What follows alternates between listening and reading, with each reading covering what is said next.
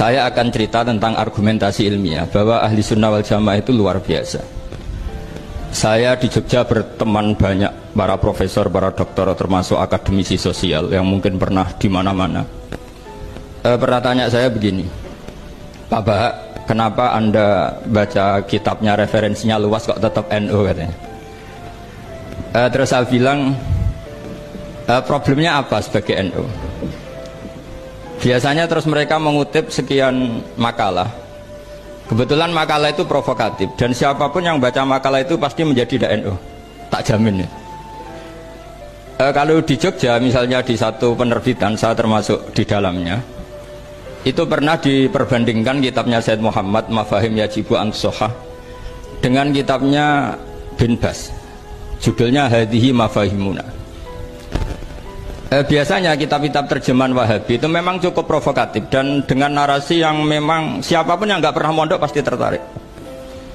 Misalnya begini, cerita bid'ah misalnya, Iyyakum wa muhdatsatil umur fa inna kulla bid'atin dhalalah wa kulla dhalalatin finnar, misalnya gitu. Wa kulla muhdatsatin bid'ah wa kulla bid'atin dhalalah wa kulla dhalalatin finnar. Ada yang baca wa kullu bid'atin dhalalah wa kullu dhalalatin finnar.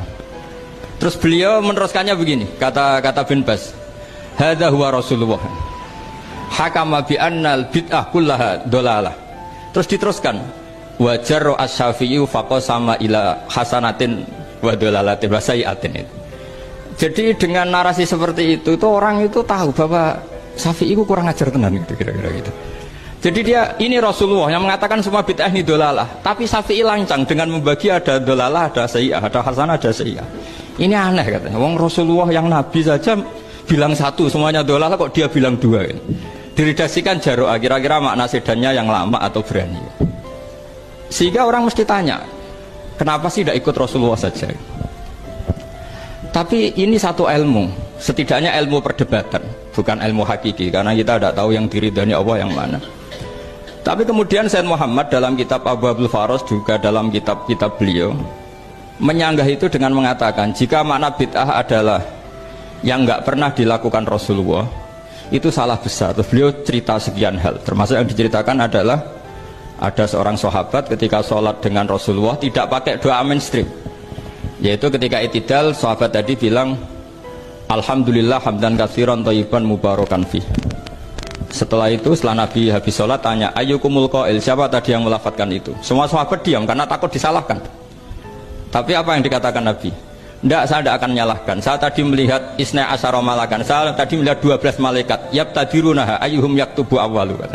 Semuanya itu bergegas siapa yang nulis awal. Terus kata sahabat tadi, ha anada ya Rasulullah. Padahal ini satu kalimat yang bahkan Rasulullah tidak mengajarkan. Dan Rasulullah bahkan iskal, kenapa ada kalimat itu?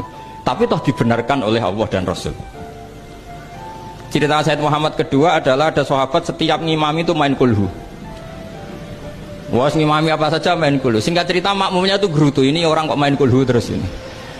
Setelah dilaporkan ke Rasulullah, ditanya sama Rasulullah, kenapa kamu main kulhu? Ini dilaporkan ke saya. Kata si musolli tadi, imam tadi, li annaha sifatur rahman, karena dalam surat itu semua sifatnya Allah, maka fa'ana uhibbuha, saya senang itu. Apa kata Rasulullah? Saya disuruh bilang Allah ke kamu bahwa Allah mencintai kamu karena kamu mencintai kulhu. Terus keterusan sampai sekarang itu orang-orang NU baca kulhu terus itu. Karena sekali baca idza samsu kuwirat mesti kepunting gitu.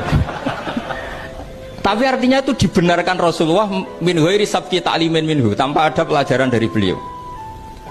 Runtuhlah teori bid'ah bahwa bid'ah adalah semua yang nggak pernah dilakukan Nabi, diajarkan Nabi. Nyatanya beberapa kali Nabi membenarkan sesuatu yang belum pernah diajarkan oleh beliau.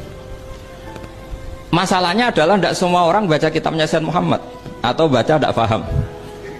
Nah, sementara kitab Hadihi Mafahimuna itu diterbitkan secara masif oleh pemerintahan Arab Saudi dan ada terjemahnya lagi, sehingga yang nggak bisa Arabnya bisa terjemahnya. Dengan narasi tadi bahwa Imam Syafi'i dibenturkan Rasulullah itu kan pasti kalah. Redaksinya itu Jaro'ah itu wani pakai hamzah. Kedua, saya ingin cerita dan saya tidak bosan-bosan cerita ini sampai mati, saya tidak akan bosan-bosan. Ada kemandirian al-hujjatul balighah dalam diri kita sebagai ahli sunnah. Begini misalnya, kalimat la ilaha illallah adalah kalimat yang orang kafir 80 tahun saja kalau melafadzkan itu menjadi soro mukminan. Lah ini kita tahlil yang sudah muslim hanya karena kalimat thayyibah justru menjadi kafir. Ini kan madzhab aneh. Yang kafir puluhan tahun iyan tahu yughfar lahum ma qad salaf bihadil kalimah. Ini kita karena tahlilan sampai nyekel patok menjadi kafir juga karena la ilaha illallah. Ini aneh. Kata kalimatun sing yakunu bihal kafiru musliman jadi kalimatun yakunul mukminu biha kafirun. Ini kan kaidah yang aneh. Nah, saya ingin kalau ahli sunnah yang seperti ini sudah mandiri, sudah sehat, ya baguslah seperti itu.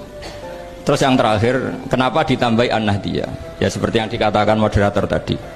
Di terminologi internasional itu kalau ahli sunnah pokoknya yang tidak sabu sahabat ahli sunnah. Sehingga Wahabi, Muhammadiyah, Ikhwan semuanya ahli sunnah wal jamaah.